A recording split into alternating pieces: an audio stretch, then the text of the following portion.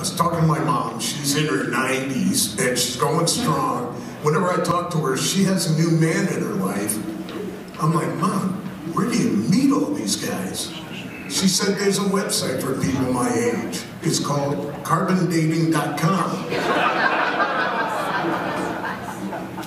Those of you in the back who didn't get that, let me just tell you this, my son gets that joke and he's an idiot. Did you ever notice when you're talking to older people, they may seem a little confused? It's because you younger people have changed the meaning of words we've used our whole lives. Like a hacker, to me, that's somebody with bronchitis. If something goes viral, you need to see a doctor. And friends with benefits? Well, that's just a friend with Social Security and Medicare. Then I'm banging on the side.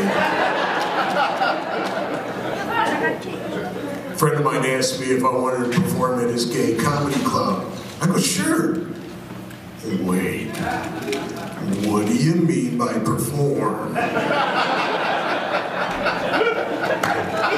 I'm not falling for that one again. Fool me twice, shame on me.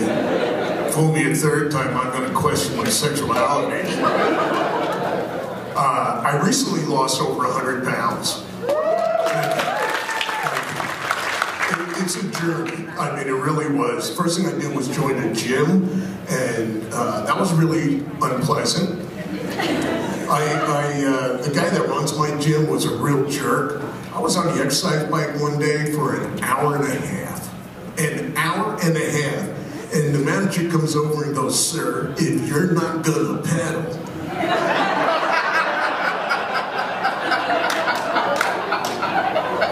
And then he reached over and took one of my donuts. Told you he was a jerk.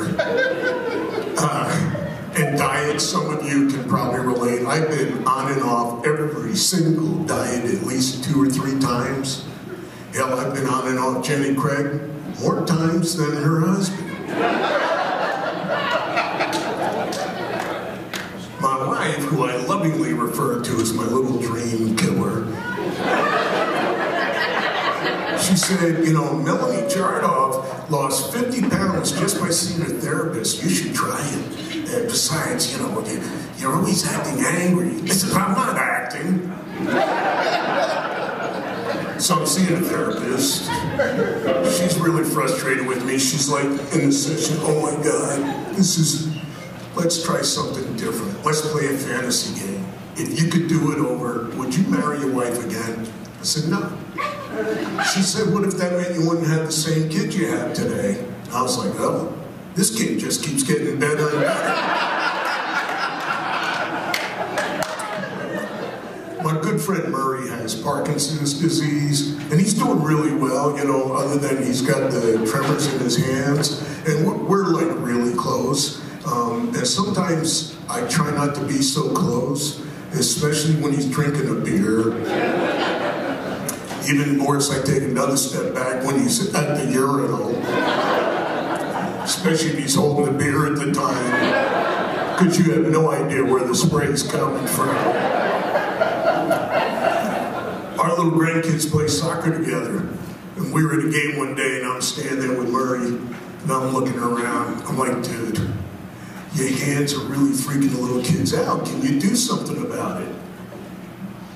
Murray put his hands in his pocket.